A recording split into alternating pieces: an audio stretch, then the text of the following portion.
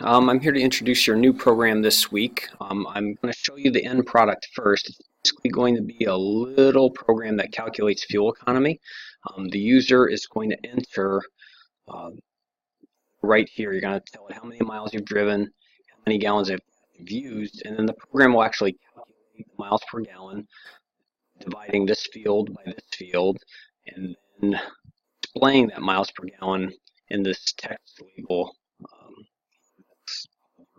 Your car's miles per gallon. There's two buttons. One will actually calculate the miles per gallon and display. The other one will be a this.close statement that exits the program for you. So before we begin, I just kind of wanted to point out basically what a schematic could look like here. You'll notice that I have two labels that basically give the user instructions. I named them, and you can name them whatever you like. You'll need two text boxes that are cleared with the auto size set to false. Again, I named them. You'll need an output text box, which I called MPG label, and again, just kind of a description of that. And then two event handlers, the calculate button and the exit program button. In addition to the schematic,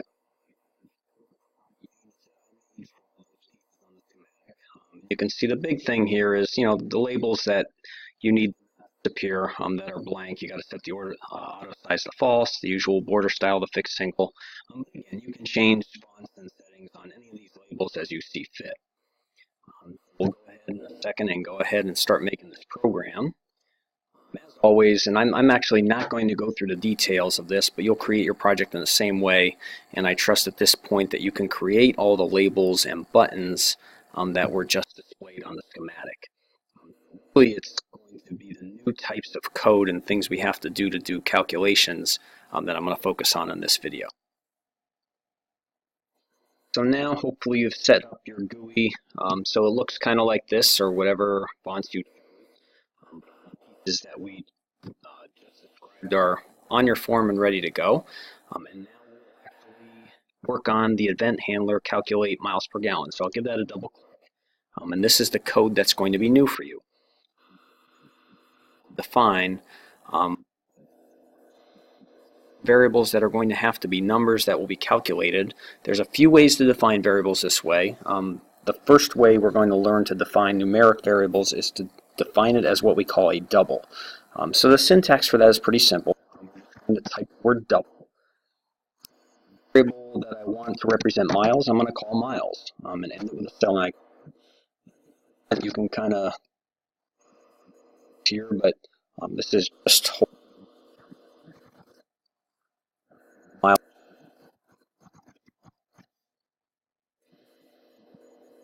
It's easier to troubleshoot. You can. Another numeric variable that will hold the gallons variable. I'll just call it gallons.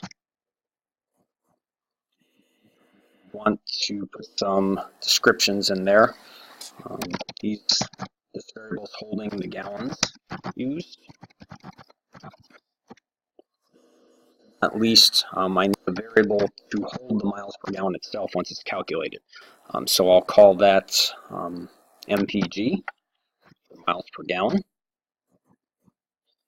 It's just holding the value of the miles per gallon.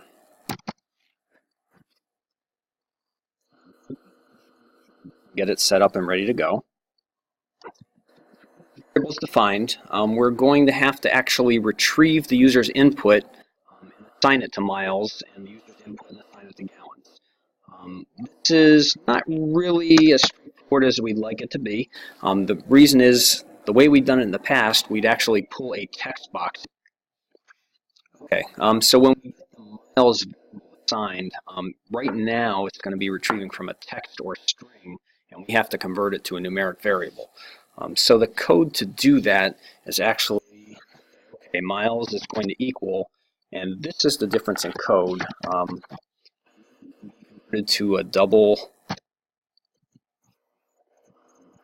To do that is actually type double dot parse, and then you can actually type the name of the text box, which in my case is miles text box.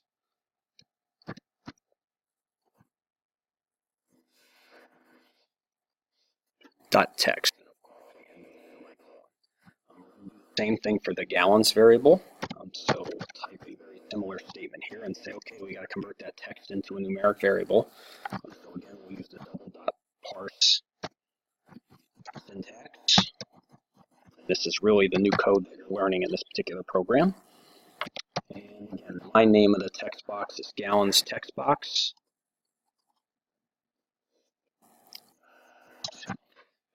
Leave that in there, and again, and then a semicolon.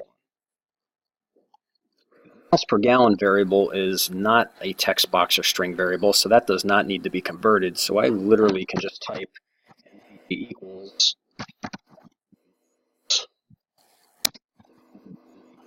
if you didn't know, the division sign in computer science is a slash here. Indicate the division, and now it's already calculated. So now that the miles per gallon variable is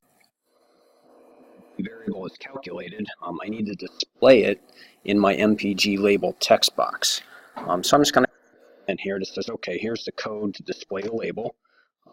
I have a problem just like I did before. I can't just say that the MPG label.text equals the MPG variable. And the reason is because MPG is numeric string. So I have to convert it back to text. And the way I do that is I say my usual syntax, which is MPG label.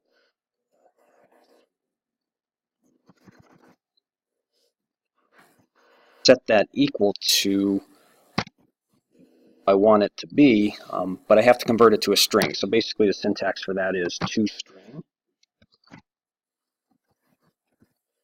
See that pop up automatically.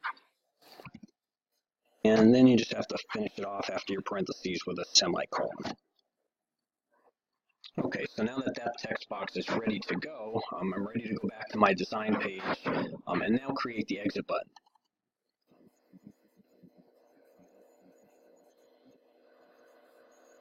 Syntax this dot close is what we're looking for here.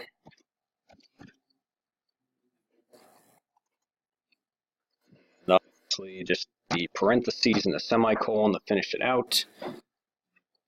And then that should do it for your program. Obviously, you could dress it up any way you choose. You may want to